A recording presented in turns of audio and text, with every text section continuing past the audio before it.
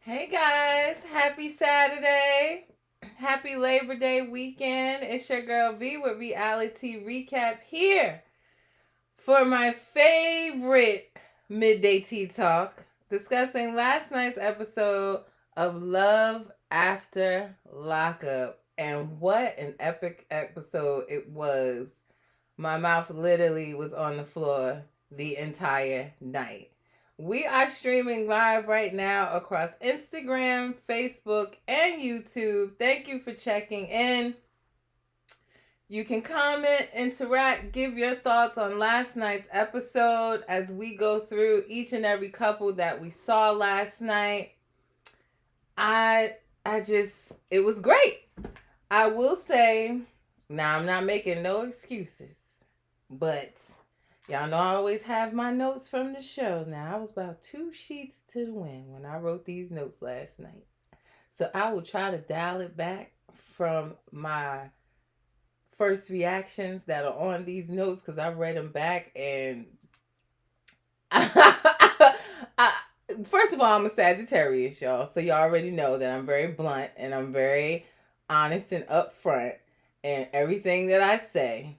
But then add the Don Julio on top of that, and these notes are out of control. So I'm gonna do my best to to dial it back a little bit because I never ever want to be rude. But listen, these are my real thoughts here.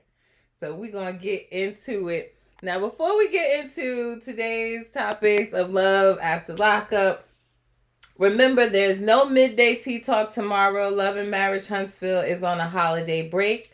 Love and Marriage Huntsville will return next Saturday, September 7th, for its mid-season finale, which looks like it's going to be good. I will give you a sneak peek today of what's to come on the mid-season finale next week. But no midday tea talk tomorrow since Love and Marriage Huntsville is on holiday break.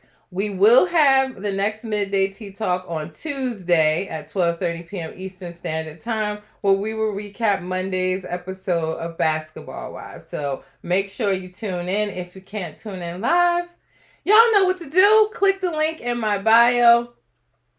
Subscribe, like my YouTube channel so that you can see all the midday tea talks and the Thursday night podcast where we do reality weekly news recap of all the rumors and everything going on in the streets. I see you guys are checking in. Welcome, welcome, welcome. So let's get into.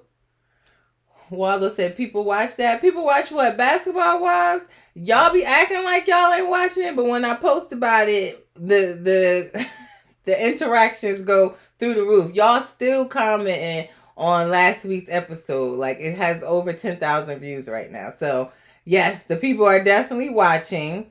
And we have a season finale of Basketball Wives coming up pretty soon. But yeah, the people are watching. Welcome, new followers. I mentioned we made it to 10K followers on Facebook this week. 2 days later, we made it to 11,000, and literally, probably before the weekend is over, it looks like we're gonna make 12K thousand on Facebook. Oh, Waldo said no Huntsville. Yeah, you know, I'm not gonna say everybody watched Love and Marriage Huntsville, but it's a show that most of I think African American audiences are watching. I love it. And Love and Marriage Detroit, Love and Marriage DC. I love it all. But let's get to why we here, y'all. And that is for Love After Lockup. Did you guys watch last night? Did you enjoy the episode? I gave y'all just a sneak. I gave you a sneak peek yesterday and gave you a highlight clip this morning of Shonta and True and their conversation towards the end of the episode. So let's get right into one of the main couples of last night's show, which was Shonta and True. I definitely. Oh, Celie said you missed it. Don't worry, I got you covered. We definitely gonna get into everything, starting with Shonta and True. Last night we saw where we left off with True pretty much telling Shonta he called off the engagement. He just wanted to be friends, but not gonna see other people. But he ain't feeling the relationship anymore. He's not liking that she likes to sit home. He wants to be outside, yada, yada, yada. Again, to be expected from a man that got locked up at 18, did 13 years in jail, and came home. He ain't gonna want to sit in the house, and he gonna want to nail down everything moving. That's just the way it is. Love D Nice said, I'm disappointed in Shonta. We gonna get into it, girl. Thank you for checking in. But yeah, so we see her pack her bags, leave the Airbnb that she paying for. But she packed her bags and left, got in the car. She made it maybe a block or so down the street, and she was so distraught and crying and couldn't even drive. The producer telling her, look, you can't drive like this, pull over. And we see True outside calling his old sidekick sister again to come pick him up. She says she could be there in about 20 minutes, but he sees Shonta down the street. So he then walks down to Shonta and get in her car, and to me, rub salt in the wound, go get in the car and say to her, so you don't want to be my friend? Hell no, she don't want to be your friend. She done waited 3-something years for you to get out of jail and spent over $30,000 on you, lost her job and all of the above, and you talking about something you don't want to be my friend. No, she don't want to be your friend, fool. Like, that ain't what she came all the way, moved from one state to another, paying 2 mortgages for. That ain't what she did all of that for. Not to be your friend. Like, listen, because I'll just smack the shit out of him. Get out my car. Tell myself, can we be friends? I told y'all my notes, I was 2 sheets to the wind when I wrote these notes. But that was pretty much the end. She told him get out the car. She didn't want to talk to him. She didn't want to deal with him. So he went moseying on back down the street saying, well, I guess it's over. Fast forward, we see Shonta 14 weeks later. How convenient, but 14 weeks later, and Shonta, to me, is back on track. She done got a job. She found a smaller place to stay, so more affordable for her. Things are on the up and up. She's back, feeling like herself. And then she goes to the baby store, meets her friend and daughter, and lets them know that she is 14 weeks pregnant. Now, me and my bestie was debating about this morning, because the friend was like, well, who is the daddy? And my best friend and I were arguing, because he said, if you gotta ask who the baby daddy is, you a hoe. I don't know that to be the situation. I think that it could also just be, okay, you was with True, you came home, you really just been to yourself in the house, so how did this even happen? Might so be the question. But I did see Shonta on her Instagram story last night, kind of combating comments that she must be seeing of people saying that she got pregnant to trap True. She says she don't need to trap him. And also that she knows that he was the baby father. Like, she said, like, people asking her who was the baby father is wild. Waldo said it's so sad how he's using her, and now she's pregnant, so she basically secured the bag on her. Waldo says she lost the baby, she's pregnant with another one. Right, and that's why I don't want to go in on it. Like, my understanding, or allegedly what's being said, is that Shonta suffered a miscarriage, allegedly with these twins, but yet she is allegedly pregnant again. So that's what's been circulating around the streets.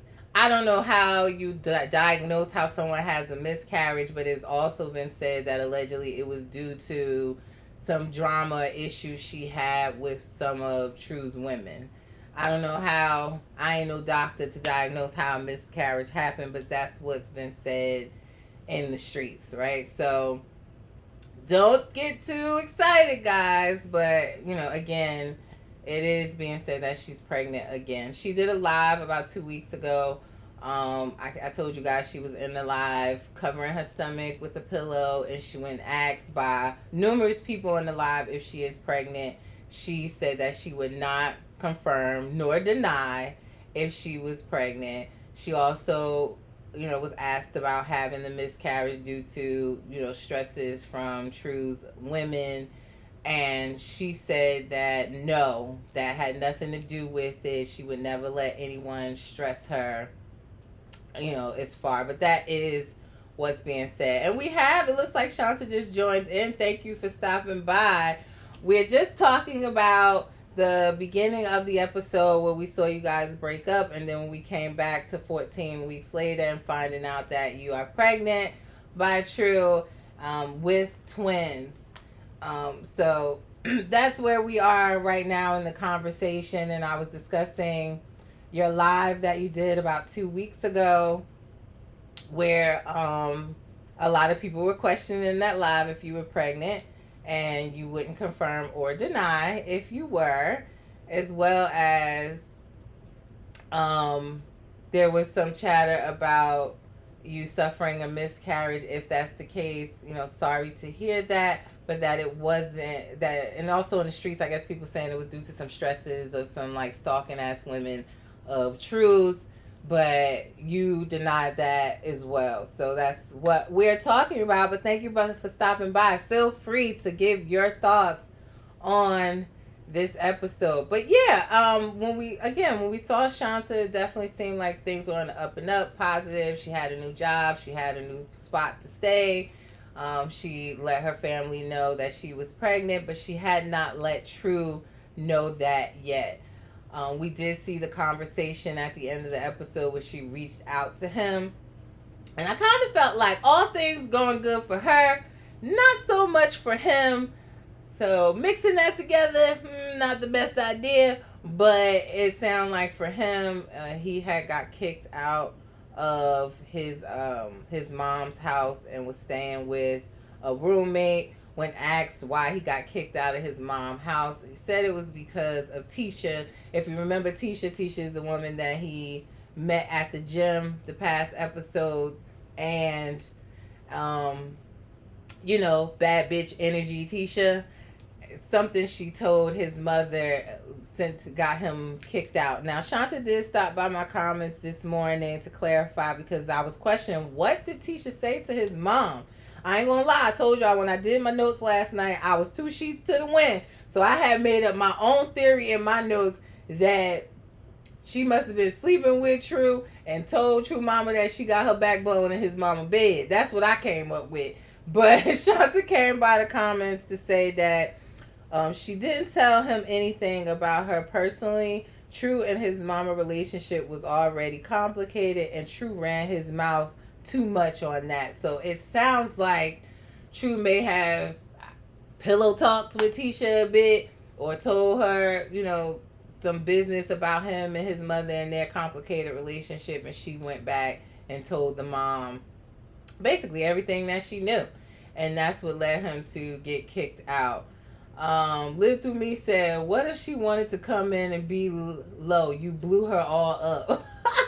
I mean, can't you guys see when people join? Like, you can see the same names I can see showing joy. So how did I do that? Waldo said, come on, Shonta. He is a downgrade on your life. I ain't gonna lie. I don't know if I ain't gonna say he's a downgrade. I ain't gonna say that about nobody, but I definitely felt like, wow, she had positive things moving in her life. She looked like she had kind of got past the breakup, doing well. And he over here got kicked out of his mom's house. He's staying with a roommate. When asked if he had any dealings with the roommate, he pled the fifth on that. We all know what that means. And he had, his parole officer had found out that he'd not been staying at his mom's house. So he was scheduled upcoming to have to see his parole officer and answer to that. So not great things happening for him while she was pretty much done glowed up. True Bonnie said, I was happy to hear about her moving and getting a new job. I was too. I was like, yeah, she on the up and up. I really was like, yeah, she moving on. She doing her thing, going up. Waldo said he's never gonna be a good man. Better yet, a good father. Damn, Waldo, you coming in hot today. I don't know of his fathering skills. I just know, like I say, I always say at the end of my shows, reality TV stars are humans too, guys. So let's think if we got locked up at 18 years old, and we got out 13 years later, what would we be doing? I know personally, I'm outside. You hear me? I don't mean that, I'll be sleeping with everything like a man would, but I definitely, you want to explore things. You want to see what's out there. You probably want to date. You probably want to eat at every restaurant. Like, that's over a decade of your life. And it's those years that you would be having a good time in your 20s, out with your friends, shooting the shit, get hitting licks, like he said. So we have to think about it from that time frame. Like, he's pressing play on losing over a decade of his life. We have to remember that. So may he, I'm not going to say he can't be a good man or a good father. I just think he has a lot of catching up to do and a lot of maturing to do. He missed his young years. He did. Love D Nice says she gonna have to raise him and that baby. Shaking my head. True Bonnie said he should have never entertained the girl in the gym. That looked like she was just in there trying to be cute. Big fail. Yeah, she definitely, the girl from the gym, Tisha, she was not giving bad bitch energy. She was giving thirsty energy. Like, all over him, just throwing herself at. And I always say, I don't think men like that when if they're looking to really deal with somebody. I don't know. Men like to be the hunters. They like to hunt. They don't like to be hunted. So I don't even know if that was a good look for her. It looks like he really wasn't feeling it in that episode, but I think something happened. That's just my thoughts, for her to go tell his mom. He's saying like she told his mom all this information because he ain't want to mess with her. I get the feeling he might have been messing with her and didn't want to no more. Might be because of that roommate he moved in with. We don't know, but definitely it was something there that she went and told his mama for sure. And it's something they had to be having conversation or some type of pillow talking to even get this information about his relationship with his mom. So something in my mind definitely took place. And again, can you blame the man? He been in jail for 13 years. Him and Shonta break up. 2-3 months go by and they're not together. She's in another state. Y'all think he really not gonna nail nothing else, nail nothing else down?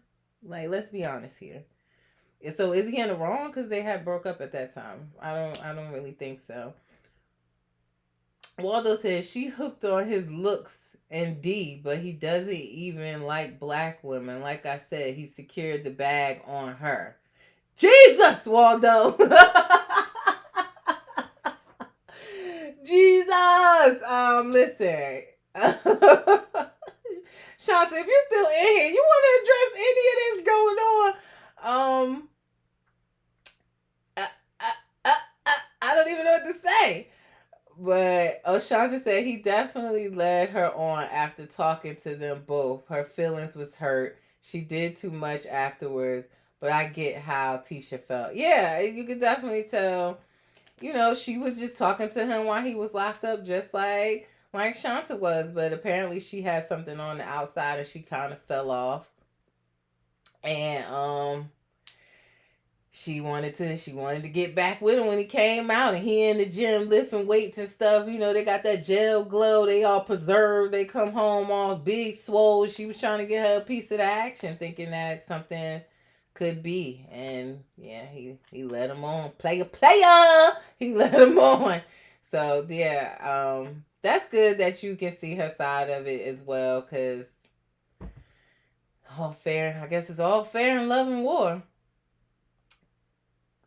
Love D Nice said, I want to see the white women. I picture True messing with, it could either go one or two ways. Like, he could maybe have messed with white women that have that blackness in them, that talk like us, dress like us type stuff. Or it could be the total opposite, where it's a straight blonde, blue-eyed snow bunny. I don't know. I feel like it could go either way. Waldo said, if you in here, sis, You playing yourself. Waldo is out of control. Like, Waldo, calm down. Love D Nice says, Shonta, I hope you're still working on opening your restaurant, sis. We want you to win. Slick without true. Oh, Shanta said, no, they white way. Oh, okay. See, I said it could go one or the other for sure. Waldo said he's from a white state and town. Okay, so yeah. I said it could definitely go one way or the other, but nonetheless, we'll see how this progresses because True let Shonta know that he coming, he on the way. Ain't nothing she could do about it. She was like, I don't want you to come here. Now, I guess Shonta, the only thing I was a little confused about when you called him and you were saying, were you still at that point struggling with, were you going to keep the kids? Because I felt like you know, when you said you didn't know if you wanted them in a life, it was more because you wanted to raise them by yourself. Some people were a little confused about that. If it was like you were looking to have an abortion or if you were going to just keep your kids and raise them on your own. That's how I took it, was that you were just looking to, and prepared to raise them on your own, not that you were looking to have an abortion, especially with twins. That's such a special thing. But I definitely didn't take it that way. But either way, True said he on his way. Shonta, I'm gonna be honest, I did not believe you didn't want him to come down there. I think, you know, we saw y'all little text screenshots of the little, I miss you, what you doing? I think that you have love for him and it does not go away in 13, 14 weeks after years of loving and supporting someone. So I definitely think you want True to come down there even though you telling them that you don't. Shanta said, my restaurant opens in a few weeks and I can really respond to Waldo without violating. She said, I can't really respond to Waldo without violating our contract. Understood. It's okay. When it's all over, we going to get your story. I hope I can interview you, but I would love to get your story and everything after the fact. And congratulations on your restaurant opening. I'll definitely post it on my page if you have a flyer or anything coming to talk about your restaurant. I do see you cooking all the time, girl, on your Instagram. She be making everything. It's definitely giving soul food, seafood boils down. So I can't wait to hear more about it, and congratulations. Waldo said, I'm not even reading that comment, Waldo. The queen though says, same way he wasn't into Shonta was the same way she wasn't into him, but she was damn near obsessed. Yeah, I mean, I don't know if she was obsessed, but she was in love. We do crazy things for love. Shonta said, when it's all over, baby, y'all gonna be like, what the hell? Waldo said, girl, I wish you the absolute best. Make him clean the fryer at night. Yo, Waldo, what is going on? You woke up this morning and chose violence all morning, I see. But we do wish you the best, Shonta. Again, you have invested a lot of time in True. So we hope, I think, you know, some people take it as like, oh, we're hating or anything like that. But when you watch these shows, you really grow to like these castmates and want to see the best for them, especially, you know, someone like Shonta. So that's all it really is at the end of the day. We want to see the best for you as well as True. And if that's together, cool. And if that's apart, not. We hope he comes home and does great things. We don't want him to return. We want him to listen to his PO so he doesn't get in any trouble and not that same mentality that he can do and go as he please without answering to nobody, sir. You're going to have to answer to the PO if you want to stay out on these streets. Lovely Night says, so we going to see them on Love After Lockup. Now, when I saw the commercial last night, I don't recall seeing Shonta and True on Life After Lockup. I think that's what you mean. Life After Lockup airing in October. Shonta, can you answer that? Will you guys be on Life After Lockup? I know Tisha's not. I saw Kim was gonna be on there. I saw Teeny and her husband from the other from Love during Lockup are gonna be on there. A few other couples. I'm gonna post that for you guys too. The the clip of the upcoming Life After Lockup that will air in October. The Queen, though, said, I just hope she really shine on that man. He had me messed up acting like she was the problem. Yeah. And she let us know that too, guys. On her live about 2 weeks ago, she shared her story that she has lupus and that during those episodes she was having flares. So right, she wasn't in the best, health wise, to be hanging out all in the streets in the cold. Like, she was going through something. um just wish she would have been able to not maybe share it with us, but it didn't seem like True knew at that time. So maybe that's something they could have discussed. But she did share that with us, that she has lupus, and during that filming she had flares. It was stressful enough to have someone getting out of jail that you haven't met in person. You're hoping everything goes well. You have in your mind what you want that weekend, those first couple of days out to be like, and it doesn't go that way. So a lot of stress wasn't definitely helping her lupus. She was going through some flares. So she did let us know that. I will say in her later lives, she looks very, different than what we see on the show. She's live. She said on her live, don't let what you see on these episodes fool you, okay? That she in them streets where she from, she's known, okay? So don't let them episodes of her having her flare and being down fool you. She definitely, the makeup was done. She had the pink wig on. Lace was laid. So again, glad to see her back in her glow up era. Shonta said, don't feel sorry for me. You have no reason to. And no, we didn't resign. Oh, you didn't resign. Okay, all right. So yeah, I didn't think I saw them on the commercial. Waldo said, big, heavy, hot grease trap shit. But definitely, again, congratulations.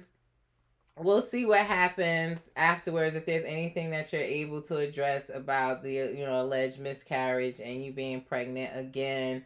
I know on your last live you said you would not confirm or deny if you were pregnant. So definitely we'll continue to follow your story for the rest of this season, and anything you want to share once the season's wrapped. I am here, girl. Love D Nice said, I just hate we didn't get to see more of her personality. Maybe we will. We still got some episodes left, so maybe we will, especially now that True on his way, or the first thing smoking to come see by her. Talking about, what you mean you don't want no kids with me? I'm on my way. I thought that was kind of romantic. I like that crazy shit. So don't mind me, guys. I'm a toxic Sagittarius, but if I leave a man and he come looking for me, that I like that. So we'll see how it goes when he turns up. Love the Queen, though, said, my thing is, he knew how she was a person. He knew she was a homebody and very conservative. You can tell she liked to be home with her man. That's me. I don't be outside in the streets. Yeah. Shonta said, my personality didn't fit the viewing. Fit the viewing to me. I mean, you one of the top couples I'm tuning in to see on this, so it fit for me. I was fine. And same thing, like, I don't get out much. My life is not a movie. I am a mom with 2 toddlers.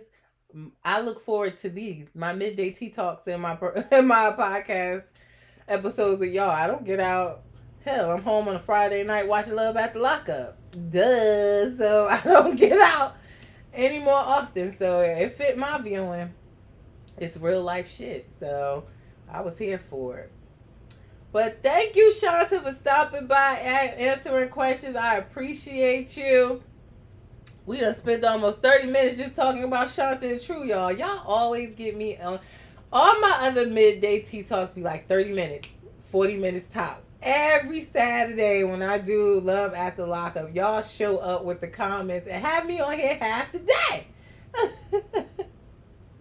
Waldo said, I just hope she's not taking care of him. I mean, I don't know yet if he has a job. That was filmed some time ago, so I would assume that he has a job now in and able to help support. Things seem they are still together, so it seems like things are going well. The Queen though said, "Right, I tune in for Shonta, Tisha, and Zariah, and the pink hair girl. Oh, pink hair girl is Hope. Yeah." I ain't gonna front. All the couples is giving on here. Even it usually be like the nerd couples that I don't care about. I just know they gonna get played. But even what's her name? Christine and them. Christine and Julian and Bianca and Daniel. Like, I'm tuned into all the stories. They all got crazy twists and turns to them. Love D Nice said, "Y'all running the show, so it fit. And you was good when he was locked up cooking and stuff. We like seeing that." Yeah, I told her, don't feel like you ain't fit the viewing, girl. You did. You are definitely top couple on this show right now. I'm really kind of sad to hear you're not able to come back for Life After Lockup. That would have been amazing. Now, speaking of our next couple, Zariah and Troy, honey. Zariah and Troy went to church. We saw them go to church last week with Mama Troy. She ain't had no underwear on and she dropped 2 gummies before she left. She get to church and then said she dropped 3 gummies. She in there crying, laughing, losing her mind. She tripping out. She ends up leaving out of church and she's out in the parking lot saying she hot, she hungry, she want to get out that dress and she need them to come on out of there. She thought church was only going to be 20 minutes long, honey. And she was ready to get the hell up on out there.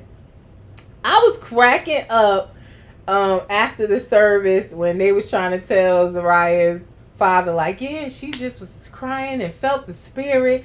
That's why she left out. He was so happy. He was like, yes, it was filled. The church was filled with the spirit. Like, sorry to tell you, but Mama Troy caught the high Holy Ghost, okay? I was cracking up. Like, they really had him thinking. And to be honest, I had this in my notes too. Some of the stuff he was saying in his sermon was kind of funny. So I might have been laughing here or there too. Waldo said, Auntie was high. Yeah, ha ha.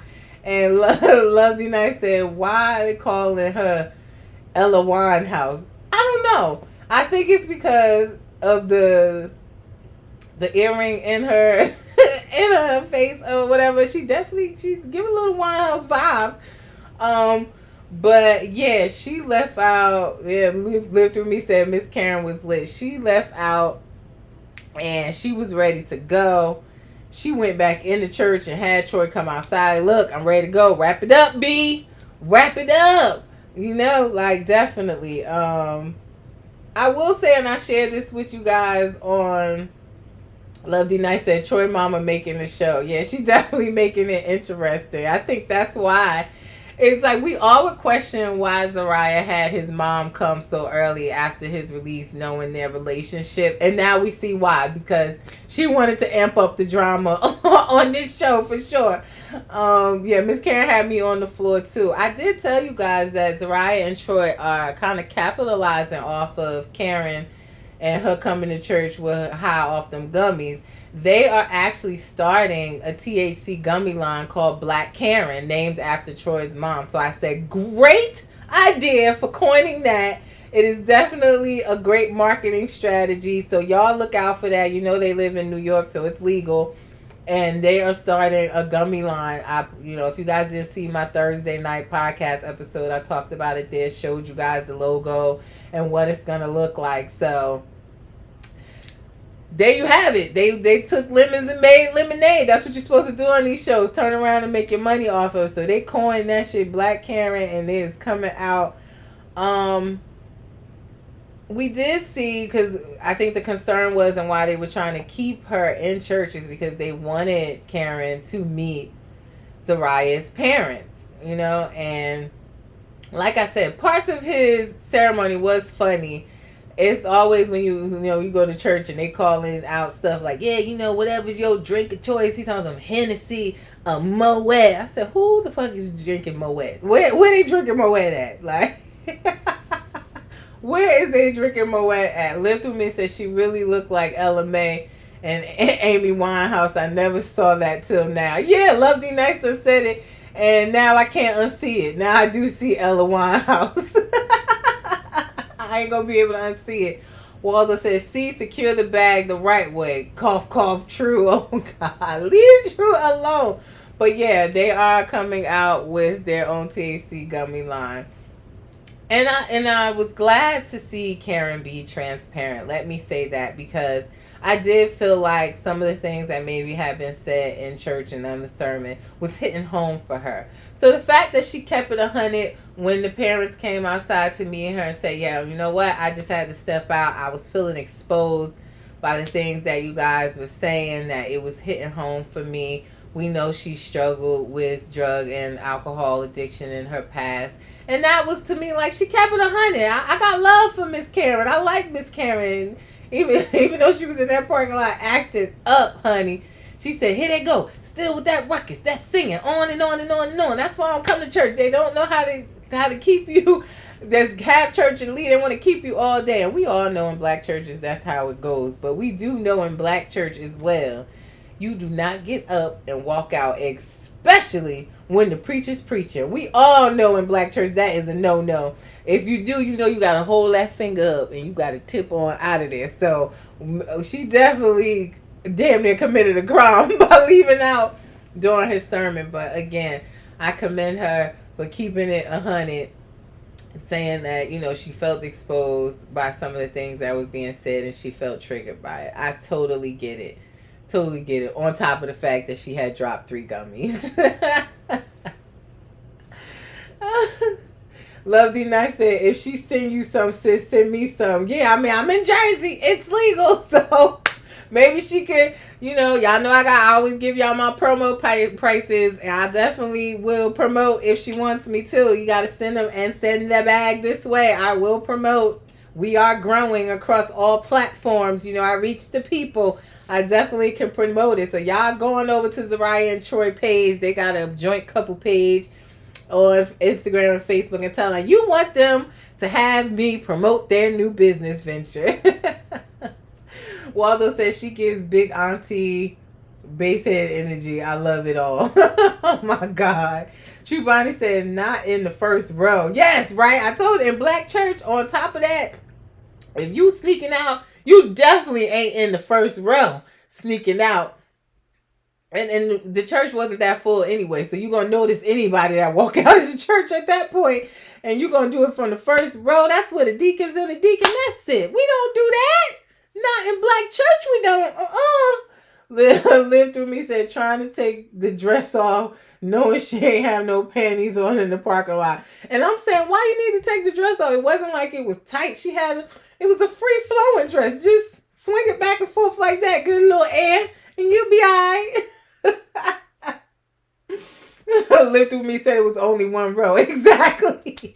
No, it was like, well, the other rows only had like 1 person sitting on it over to the left, the elderly lady that was sitting by herself. But literally, it was only 1 row. But I tell you what, probably now, after this episode aired, they was putting on a show for them cameras. The choirs was singing, and they was singing to the nines. He was preaching. So I said, yeah, they came to get their money up too. I bet you their church is gonna be full after this episode too. I want to go. He was preaching that real life. Waldo said, "Oh, funky hot butt." Yeah.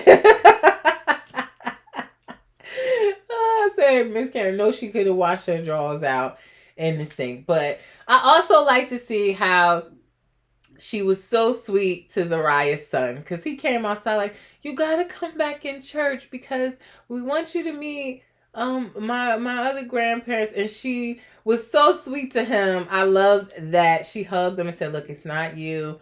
I just can't go. I'm just a little overwhelmed. I'll meet them another time. But I love everybody." She was so sweet to him. So let's give Miss Karen some kudos for that as well. I definitely thought she was nice to him. Now, let me see. Anything else I had on this couple? Anything on Zariah and True? I think Miss Karen stole the show last night for sure. So that was good to see, and we'll wait to hear more from their business venture on their THC gummies.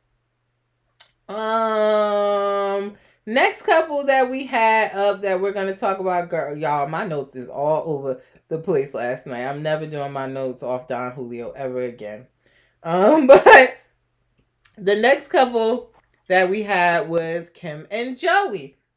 Now I don't know if Kim is still in here.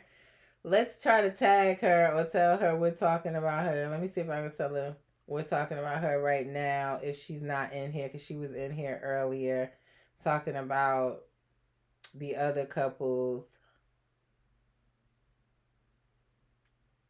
I'm gonna tell her now, see if she sees it.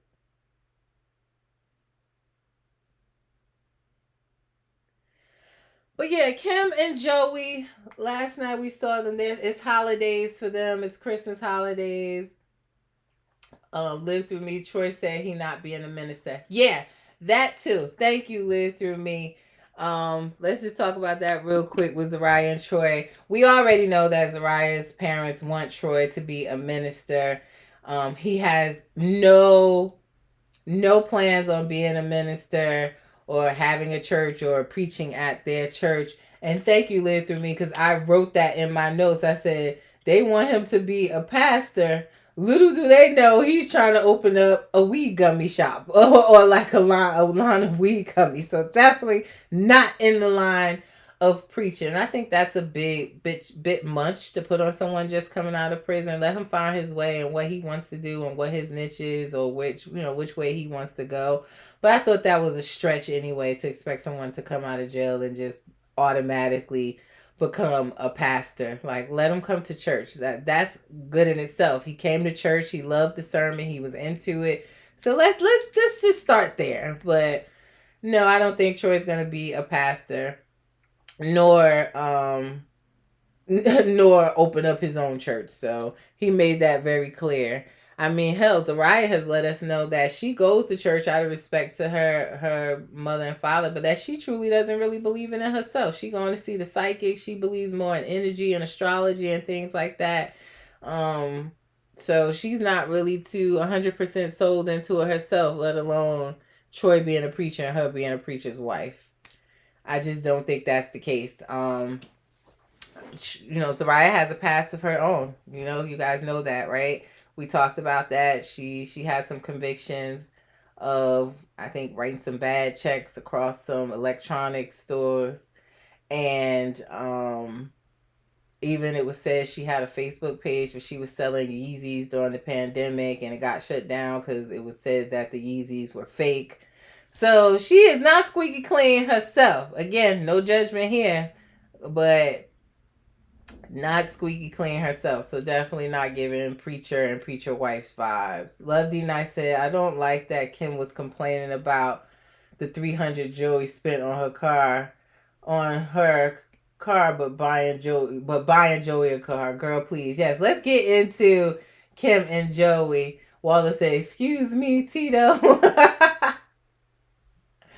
True Bonnie said, I was confused when I saw the truck. Yeah, let's get into that. Kim and Joey. So, yes, Kim brought Joey I ain't going to say brand new, but brought him a matching truck to hers, which I was truly shocked by when she called him outside last episode to show him that. Wasn't expecting that at all. If anything, I was expecting her to have a dirt bike out there that she was going to tell him, give this to my daddy so he'll stop telling everybody you stole the dirt bike. I definitely didn't expect to see a truck out there. True Bonnie said, and just to put 10 air tags in it, I want to know how he felt about all the trackers after he found out about them. Yeah, he's not active on social media as much as Kim is, but I'm curious to honestly interview the both of them. She got air tags and everything, damn near in his pockets, in his shoes, in the car. And we did see him leave, honestly, just to take a breather. It was overwhelming for him coming out of jail, and then it's Christmas, and then you're instant dad on Christmas Day and all of the kids and stuff. So he took a ride, but we didn't see him do anything that he wasn't supposed to, kind of just reminiscing and telling us his story of traveling like around to different places where he used to hang out with the wrong crowds and doing the wrong things. So he ended up coming back. They got ready for Christmas dinner together with family. And we did see Joey propose to Kim last night.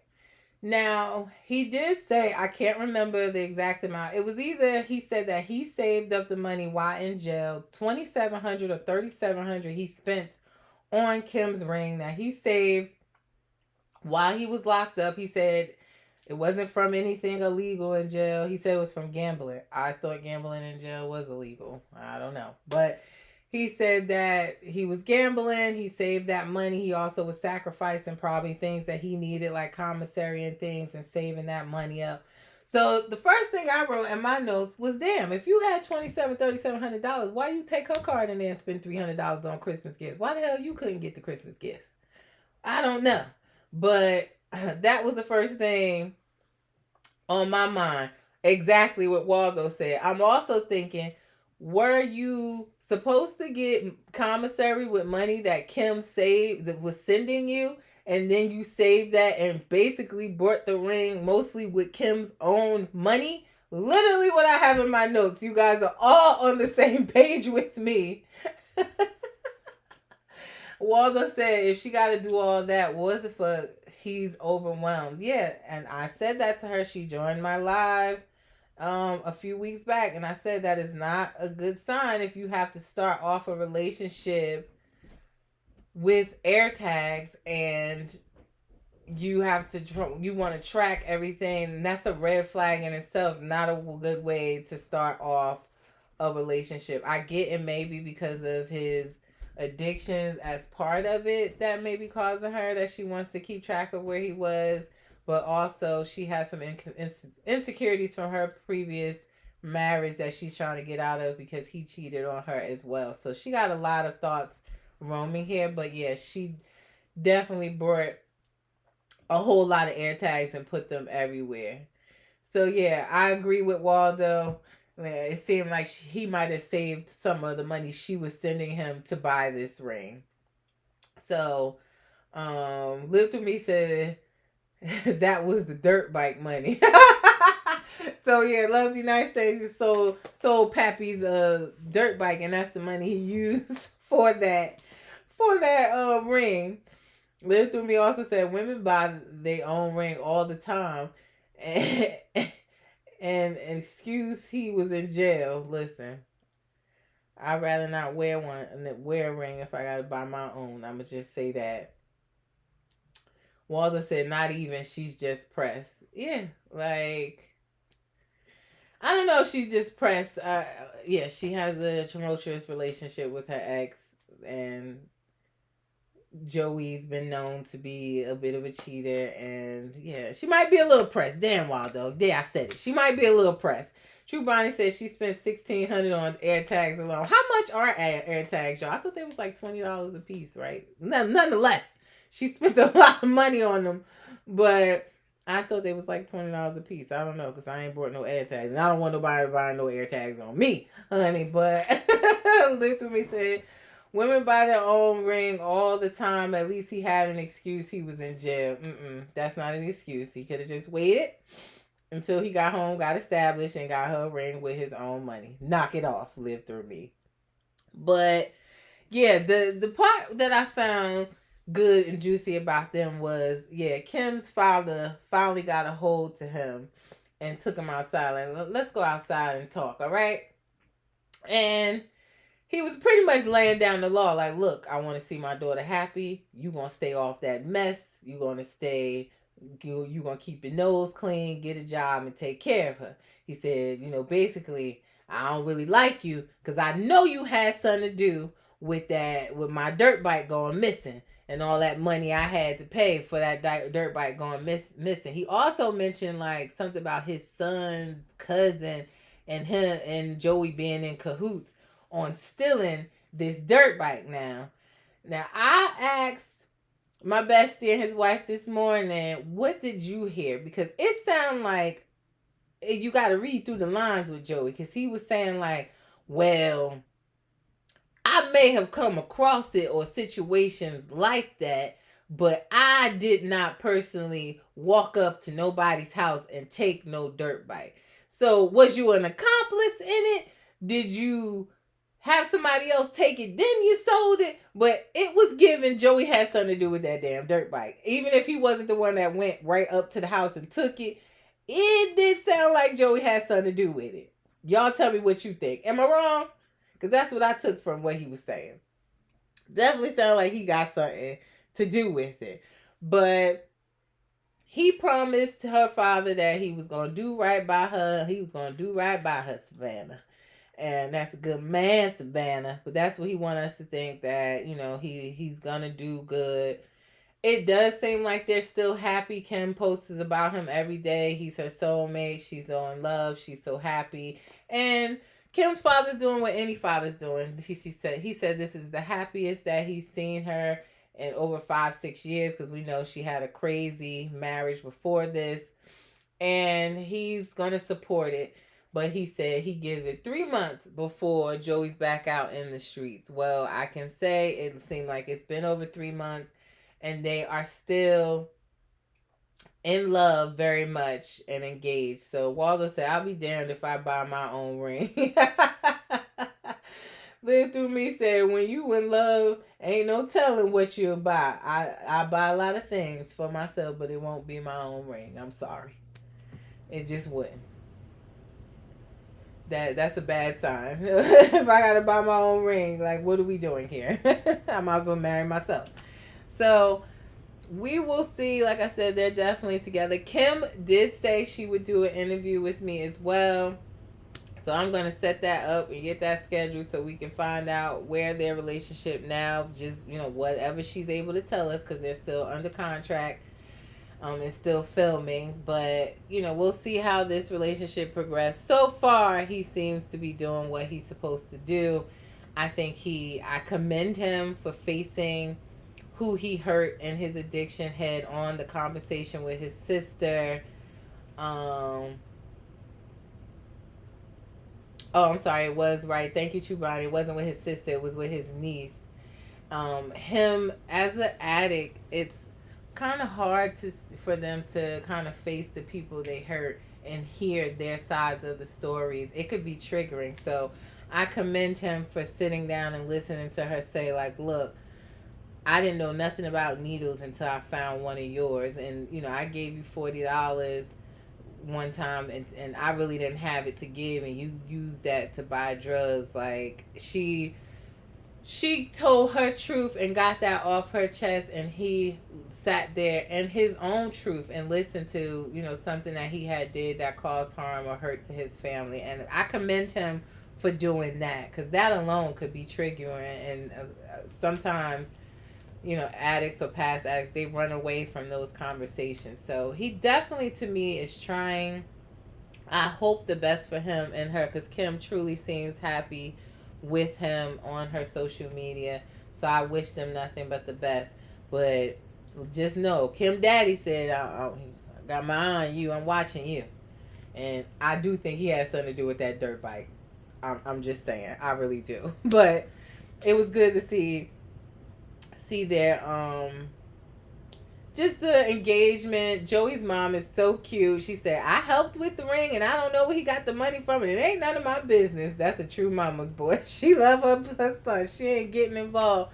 She always dressed so cute too, with her little Christmas sweater with her little sparkles on the sleeve. Every time we see her, last time we saw her in a little red jumper, she's so cute and adorable. So we'll continue to follow their story. They will be on Life After Lockup in October. They will be coming back. So we will continue to follow their story, see who it is that he's texting, where he's going, since Kim got 30 million air tags on him. Hopefully nothing bad comes about. Chubani said, can we talk about Cinderella having to be locked in the 3rd floor on Mondays and Tuesdays? Yes, that is what's up next, girl. We are going into it. Julian and Christine. You read my mind, Chubani. So yes, last night Julian and Christine returned back. We didn't see them the episode before. Christine and Julian visited a bank that Christine had robbed. If you guys don't know, Christine was locked up for robbing a total of 6 banks. Because she also is a recovering heroin addict. And she read online, she researched how to rob a bank. And although she wasn't looking to harm anyone, she wasn't even armed with a gun. She literally would just go in the banks and rob their drawers by taking a note saying, give me your 50s and 20s. Now, what I wrote is, you robbed 6 banks and only came up with $2,000 and did all that time in jail. It was not worth it, in my opinion. But listen, at the time, she was struggling with an addiction. She needed money for the addiction. She was willing to do damn near anything if she Googled how to rob a bank and went and did that. But that is what she was, locked up for. She robbed 6 banks for $2,000. But we got to hear her story. She visited the bank. It was a little triggering. I also wrote in my notes, why the hell are they visiting this bank? Is this for Julian's book? Since he's writing this book on a woman that's on death row, and that's allegedly how he met her anyway. He wanted to get real life experience stories from someone locked up and then fell in love. But she said last night, although it was only $2,000 that she got, because she's just robbing the drawer. It's not like she's joke on Batman and she's blowing up the bank door to the safe and getting all the money. She only got about $2,000. Lovely Night said, I need to know what Julian hide, and he must be still married. I think what Julian is hiding is that no one knows he's dating an ex-con that has robbed banks. If you look at Julian is a straight up nerd who did well in school, did well for himself after school. He's like a quiet suburban man who you would not think would be dating an ex-con that was a bank robber who also has a past drug addiction. You just don't look at Julian and scream, he out here dating ex-con princesses. Like, let's be for real. So I think that's what he's hiding. He has an ex-wife and 2 children. When he brought her home, they then finally made it home. She ready to sit on his face again, child. That's all she want to do is hump. But he let her know that, he showed her where his 2 children sleep when they're over, and let her know that no one's really aware. He has to figure out a way to break this news to his ex-wife or talk to her about it. And that when the children are there, she cannot be visible. So all that, kitchen with snacks, and I can get a snack whenever you want. Not on Mondays and Tuesdays, Christine. Your ass got to stay up there in that room. You cannot be out and about while the kids are there. He let her know that. So a little understandable, I guess. I mean, not understandable. That's conversation he should have had with the ex-wife before he brought her there. But she seemed understanding of it. I was also wondering, would that be triggering for her, being that she doesn't have custody of her own kids?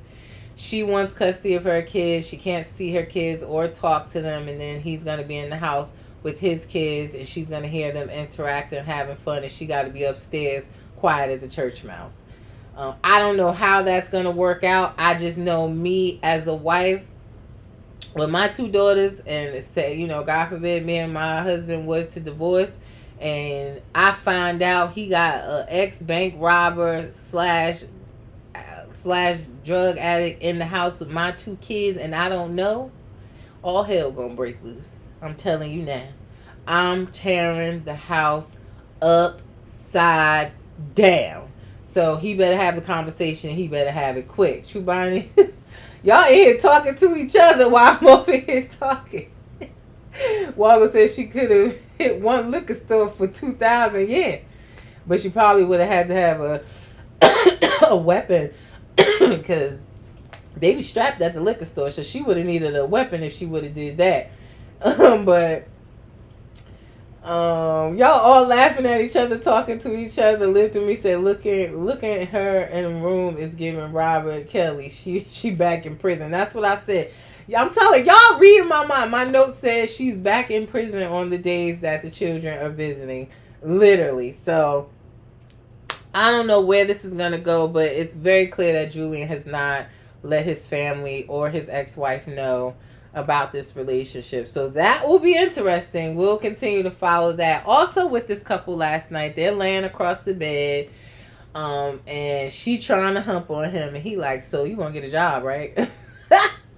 And she instantly, you could tell her demeanor changed. She was annoyed about him asking her to get a job. She's saying that he sold the story to her of how when she comes out, she doesn't have to worry about working. He's going to take care of everything.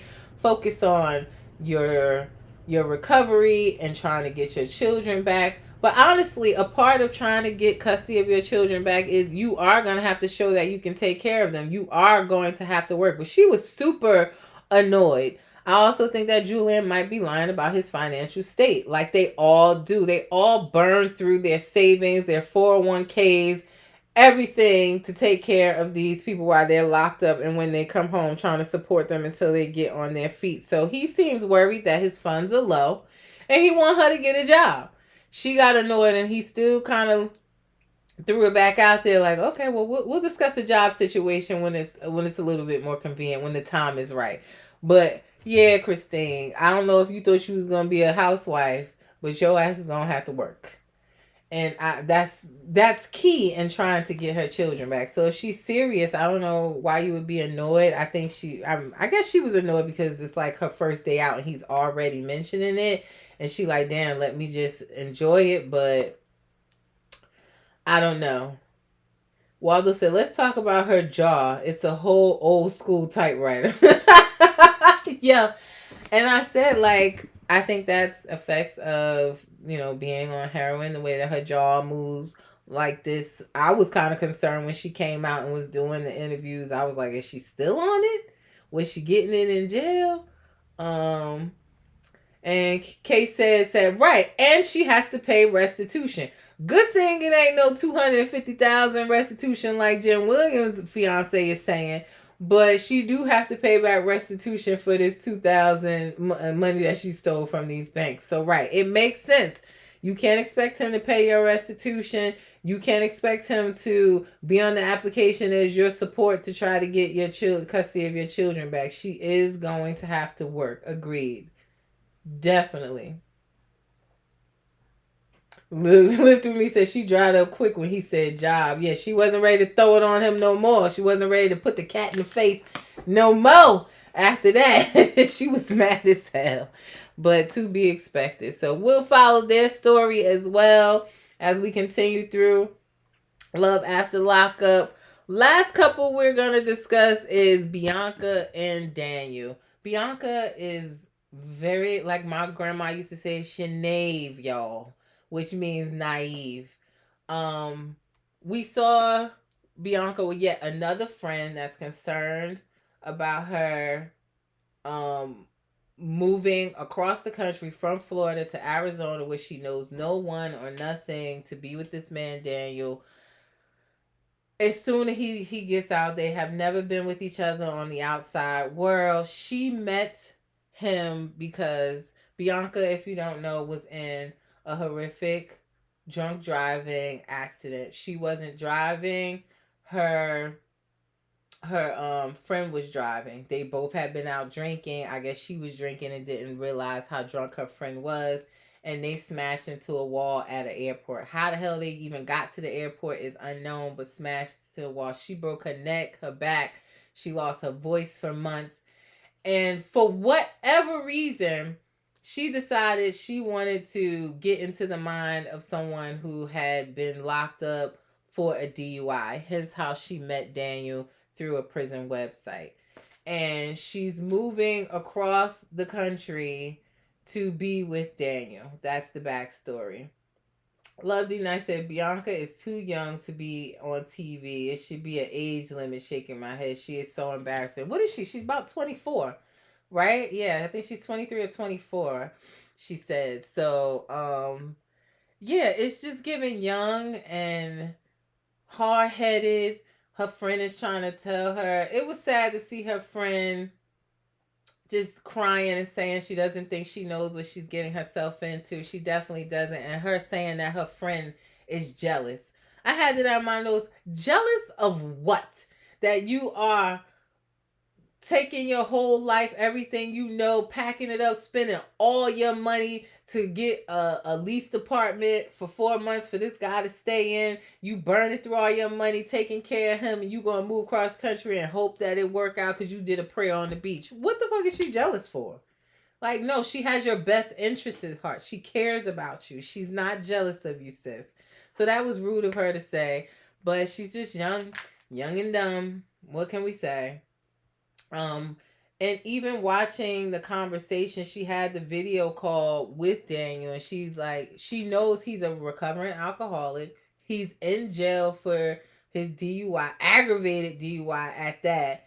And you telling him, well, you saying, well, I'm 24, I still want to be able to drink. I want to be able, what if I drink a whole bottle of wine in front of you? Are you going to be able to handle that? Like, she doesn't understand what she's getting herself into and how it definitely has to be some accountability on your part if you're going to take on being in a relationship with a recovering alcoholic. And no, drinking in his face or drinking down a whole bottle of wine or coming home wasted is something that you're going to have to sacrifice if you truly care about him and want to see him get well. Honestly, she shouldn't be drinking herself if you are in cars with people running into walls. I don't get that part either. Let's catch up with some of y'all comments. True Body said, how is she moving to Arizona alone, but giving him a month to get a job, which isn't realistic for an ex-con, but she doesn't even have a job. And that's the thing. We still haven't really found out what or where she's getting her money from. I made the assumption on one of my other midday tea talks that it's probably because of a settlement or a lump sum money that she got from the accident, the drunk driving situation with her being in the car with a friend. I'm assuming that the money came from there. But right, that's just again a part of her, like, her ignorance of the situation, that she thinks that this man can come out after the charges that he has and just gets a job within a month. It don't work like that. You know, like, he's going to really have to try to find someone that's willing to look past that, trust him, and give him an opportunity. And if they do give him an opportunity, he's not going to come out making money that he can support and pay rent and all of this stuff on his own. So you're moving. It sounds like she's running out of money in this move and doing all this stuff for him. And now you're concerned that he's allowing you to spend this money. You should have been concerned months ago. You should have been concerned before you decided to leave and move. Lovely Night said, then she's slow like Daniel going ghost now is getting closer for him to get out. And Wallace said the lawsuit. Yeah, that's what I think. I think it came from her accident is where her money is coming from. But she has no idea what she's in for, and we're going to see as she travels. I really think bottom line with Bianca is she's running away from her own traumas.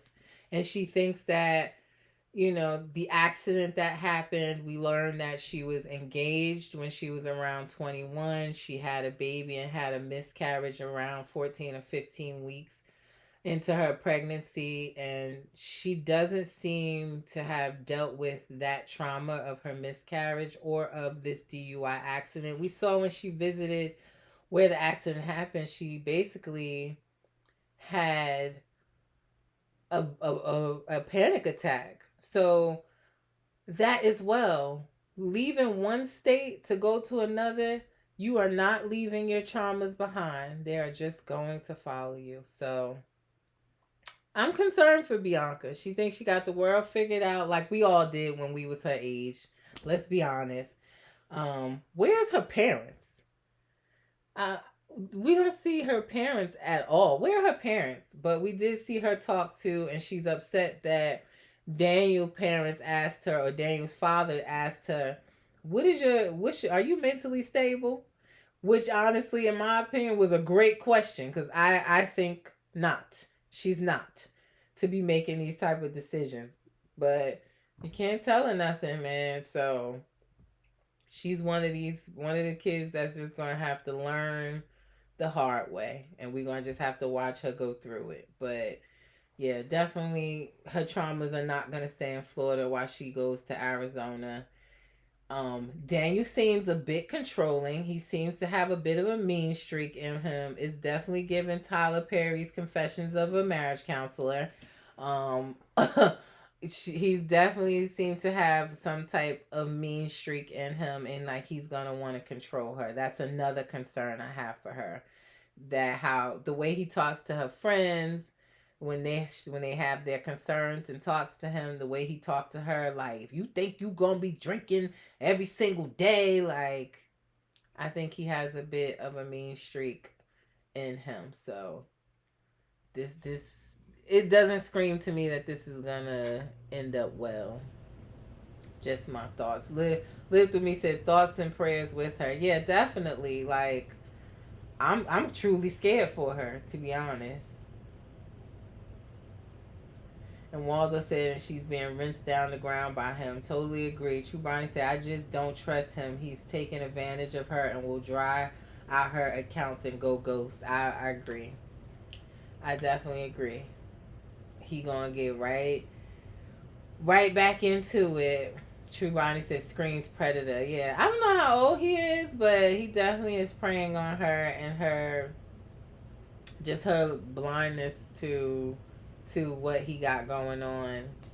But she has no idea the uphill battle, relocating, no support system, ex-con coming out with uh, a serious convictions that's going to have to try to find work if he even wants to try to find work, because remember, he's supposed to be going to the halfway house and ain't trying to hear that.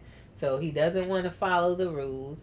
He wants to control her, it seems like, and he's dealing with his own addiction. Red flag, red flag, red flag, red flag all over the place, but she don't see not one of them. So I hope that little prayer she sent up on the beach last night get answered, honey. And I hope it get answered with the Lord tell her don't even go. But we'll see. We still warming up with this season, man. It's a great season. Like I said, all the couples, there's usually one or two couples that I just don't care for because their stories are not captivating. But I am truly captivated by everyone's story. We did not see Letitia and Keith last night, but let's just say another congratulations to them. Waldo said, enjoyed the talk today. Love it here. Yeah, Waldo, thank you for stopping by. We'll be back next Saturday for Love After Lockup. But let's give a congratulations to Letitia and Keith. If you guys did not watch my interview with Letitia that I did last Saturday night, it is on my YouTube channel. I truly feel like I could be biased because it's my interview and it was my first ever interview with a reality TV star. I thought it went amazing. She stood 10 toes down. She answered every question, even the hard questions. She answered what people thought about her oldest daughter and her mothering of her oldest daughter. She talked about her convictions and arrests and what they were for. She definitely kept it all the way 100. She even gave us exclusive tea on that interview, letting us know that Keith was in a halfway house. So she announced 2 days ago that Keith has completed or graduated from the halfway house. He's completed everything that he needs to complete. So he would be coming home very, very, very soon. So she didn't give an exact date, but congratulations to them. She seems excited. She seems like she's prepping for him to come home. I appreciate Letitia just saying, look, I just want to support you as a Black content creator in this space, and I'm going to do the interview with you. So if you didn't see that interview, make sure you go to my YouTube channel and watch it. Make sure you don't forget to like and subscribe to my YouTube channel so you can see all the midday tea talks. All right. Now, before I get out of here, again, a reminder, there will be no midday tea talk tomorrow because Love and Marriage Huntsville is on holiday. They will return next Saturday for their mid-season finale, which looks like it's going to be good. I have a sneak peek for you, so I will show you that. Walter says she went and got that D on his job search pass. I hear that. I ain't mad at her. Shoot, waiting all them years for him to get out and get jerked around by fake paralegals or whatever had going on. But she addressed that too about Ben and everything in the interview. It's a really good interview, guys, so make sure you go watch it. So yeah, no Love and Marriage Huntsville this week. They'll be back next week, so no midday tea talk The next Midday Tea Talk will be Tuesday, 12:30 p.m. Eastern Standard Time. On Monday night's episode of Basketball Wives, I have a sneak peek coming for you of that. It's getting good. We'll see how that ends out and talk about that. Jackie Christie started following me last night. I gave her a shout out. Evelyn is following me. They all here because of all the drama with Jen. You guys know Jen's husband is scheduled to go to court on September 6th to see if he gets permission for their wedding, to travel to their wedding on September 14th. I have boots on the ground. I'll let you know what happens with that case, because some of these guests might need to get some trip insurance. I heard you can still get trip insurance before you go, even if you already bought your plane tickets, honey, because I don't know if this wedding is going to be happening, allegedly. But, I'll keep you guys posted when he goes to court this next Friday. So that is my Midday Tea Talk, guys. As I always say, if you have anything, any businesses or products you want me to promote, here are my promotional prices. You can email me, serious inquiries only. Y'all go tag Zariah and Troy and tell them that you want me to promote the Black Karen THC gummies. I will do that for her. So y'all go tag her and tell her that. My Cash App is down here in the bottom. It costs to sit over here and give y'all the tea, honey. I can't do it for free, but I appreciate your support, your follows. Make sure you help to just continue to help me grow my platforms, my equipment, traveling to reality content events. I really appreciate all of your support. Now, before I get out of here, as I always say, reality TV stars are humans too. Do not forget that, guys. Y'all enjoy y'all Labor Day weekend, and I will see you back Tuesday for Midday Tea Talk on Basketball Wives. It's your girl V with Reality Recap. Enjoy the holiday. Peace.